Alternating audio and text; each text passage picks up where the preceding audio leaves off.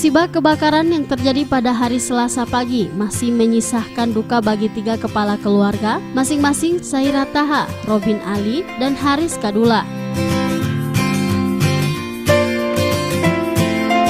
Kebakaran yang diakibatkan oleh hubungan arus pendek ini menghanguskan 1 unit rumah yang dihuni oleh 10 jiwa yang terdiri dari 3 kepala keluarga.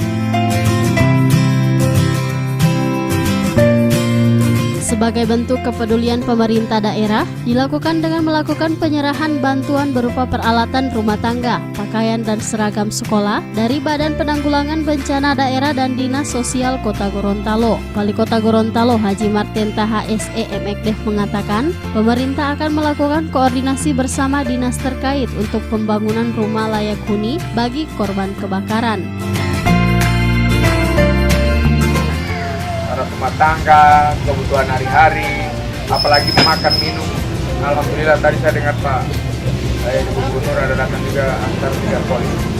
Maka pemerintah kota melalui dinas sosial dan Badan Penanggulangan Bencana. Badan Penanggulangan Bencana ini samping tugasnya kasih mati api, kasih bantuan olong. Ini karena 3 keluarga, jadi tetap 3 set yang kita sampaikan.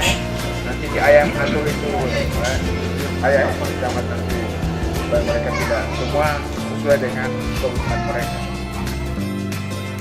Nanti bagian nanti ada juga yang Robi Ali, Ibu saudara.